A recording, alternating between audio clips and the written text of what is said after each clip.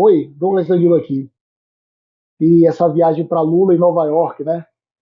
Desde o dia 1º de janeiro que esse governo não sai das épocas de eleições. Lula passou mais de meia hora atacando a extrema-direita. Mas o que isso tem a ver com a atual e absoluta estagnação econômica e social desse país? Um governo que está numa espécie de eterno terceiro turno não tira o foco dos inimigos. Incrível, né? No Lula 1 e Lula 2 era Fernando Henrique Cardoso. Ele não vivia sem. Era um encosto, assim, parecia que ele morria de inveja do FHC. Que ele não conseguia se conter de inveja do FHC. Né? Ainda era a época do Teatro das Tesouras, precisava fingir que era adversário. E era o tempo todo falando mal, e o governo anterior... O FHC tirou o Brasil de uma inflação gigantesca, conseguiu colocar a moeda do... Enfim, e agora no Lula 3 é Bolsonaro, noite sim, dia também, e assim vai, é só Bolsonaro. Ele não tem vida própria, é uma coisa impressionante. Não tem vida própria, não tem governo, só tem gasto. Gasto, gasto, gasto. Dívida pública batendo quase R$ 1 trilhão. A gente não vai viver para ver essa dívida paga. Você vive hoje em um país onde a sensação é que você está em guerra. E a sensação de estar em guerra trava, estagna todo mundo. Você tem inimigos por toda parte, quando o outro lado parece estar sempre contra você.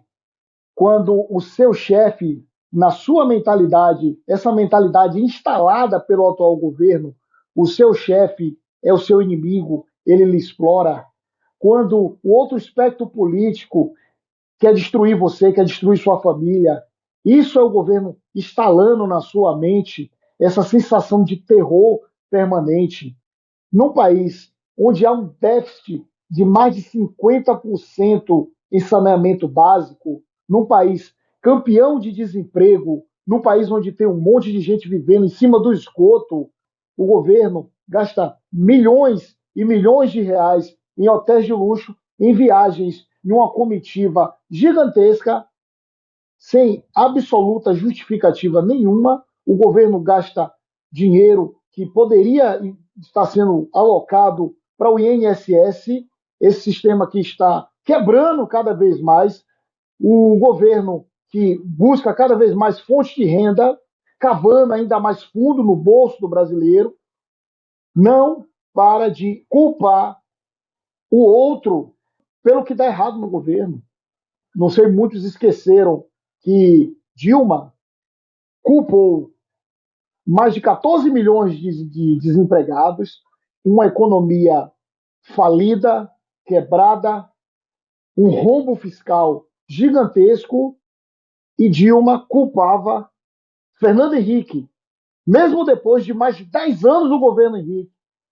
Eu pergunto a você, cidadão, cidadã, que acorda cedo todo dia para pegar ônibus lotado, eu pergunto a você, o que foi que o governo Lula fez em mais de 1 ano e meio de governo que beneficiou de verdade a sua vida? Então, se você tentar abrir um pouco o horizonte econômico na sua cabeça, você vai perceber que o governo não faz absolutamente nada em prol do pequeno comerciante, de quem, de fato, gera emprego e renda e oportunidade desse país. Quando o governo foca no inimigo, entre aspas, ele deixa de focar nas verdadeiras necessidades do povo. Esse governo inchado, gigantesco, um elefante pesado nas costas dos pequenos empresários, impede o desenvolvimento do país. Se você concorda comigo, dá um like, se inscreve. Eu tenho certeza que unidos, não aceitando essa desunião, essa divisão que esse governo tentando colocar na sociedade, mas unidos, podemos fazer o diferente. Estamos mais do que nunca, precisamos de mudança, mudança drástica em todos os setores desse país.